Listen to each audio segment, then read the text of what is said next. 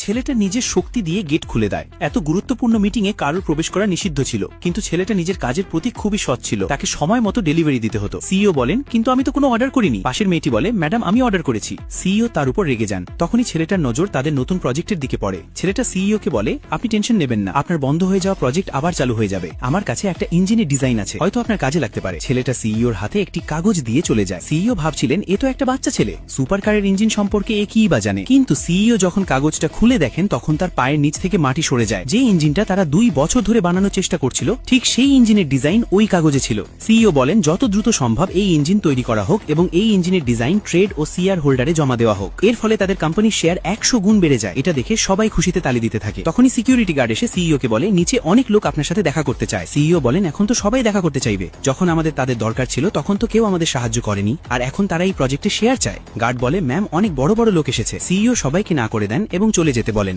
CEO সহকারী বলে, ma'am আমাদের এই সুযোগ হাতছাড়া করা উচিত নয়। এদের সাহায্যে আমরা এই প্রজেক্টকে অনেক দূর পর্যন্ত নিয়ে যেতে পারবো। সিইও বলেন, কোনো সমস্যা নেই, আমরা একাই এই প্রজেক্টে কাজ করব। আমরা অনেক সমস্যার মুখোমুখি হয়েছি, এটাও একাই সামলে নেব। এই ইঞ্জিন জোরে সোরে তৈরি করা হচ্ছিল। তখন সেখানে সেই ছেলেটা আসে। তার বড় ভাই এই ইঞ্জিন ফ্যাক্টরিতে ইঞ্জিনিয়ার হিসেবে কাজ করত। তারা দুজন মুখে বলা ভাই হলেও একে অপরকে খুব ভালোবাসত। ছেলেটা তার বড় ভাইয়ের জন্য স্কুল থেকে কিছু টাকা বাঁচিয়ে এনেছিল, যাতে সে অন্তত এক বেলার খাবার কিনে খেতে পারে। বড় ভাইয়ের নাম ছিল লিও। লিও তার ছোট ভাইকে নতুন প্রজেক্টটা দেখায়। ছেলেটা বলে, তুমি এত পরিশ্রম কেন করো? তখন লিও বলে, তুই জানিস না আমার আর রিয়ার বিয়ে হতে যাচ্ছে, আর বিয়েতে কত খরচ হয় তুই জানিস না? ছেলেটা বলে, হ্যাঁ আমি জানি, অনেক অনেক টাকা খরচ হয়, তাই আমি ওভারটাইম করি।